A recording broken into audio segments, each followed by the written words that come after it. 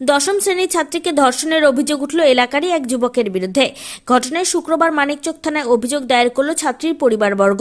অভিযুক্তের খোঁজে তদন্ত শুরু করেছে মালদার মানিকচক থানার পুলিশ। জানা গিয়েছে, মানিকচক থানার অন্তর্গত দাল্লুটোলা এলাকার 1 বছর 17 দশম শ্রেণীর ছাত্রীকে ধর্ষণ ও অভিযোগ উঠেছে এলাকার যুবক সমর মণ্ডলের বিরুদ্ধে। পরিবার সূত্রে জানা গিয়েছে, অভিযুক্ত যুবক দূর সম্পর্কের আত্মীয়। এই আত্মীয়তার সুবাদে বৃহস্পতিবার বিকেলে ওই ছাত্রীকে নিয়ে ঘুরতে বের হয়।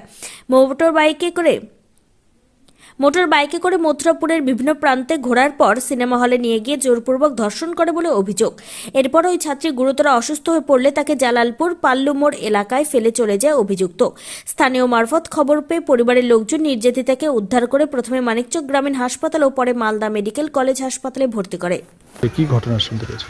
স্যার, তো আমি তো কালকে কাজের ব্যস্ত ছিলাম সাইটে। তো আমার দিদি ফোন করে রাত্রে 7টার দিকে সন্ধ্যার সময়, কি ভাই আপনি তো এরকম হয়ে গেছে।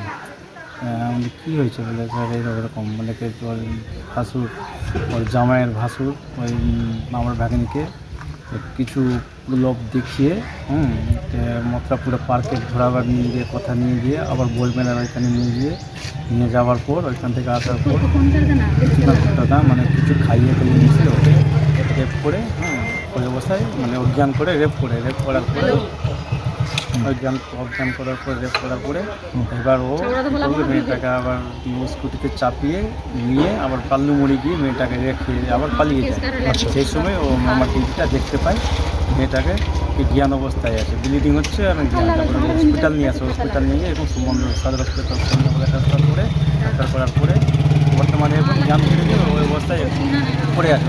এখনও অজ্ঞান অবস্থায় আছে? না, এখনও অজ্ঞান অবস্থায় আছে, জ্ঞান ফিরছে না। কী ওর সাথে? আমার তো মনে হচ্ছে স্যার ওকে মানে কিছু খাইয়ে রেপ করা হয়েছে।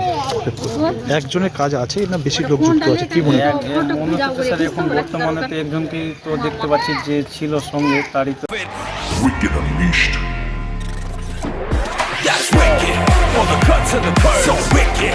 Take what you deserve. It's wicked. EBS Raider. Unleash your wicked.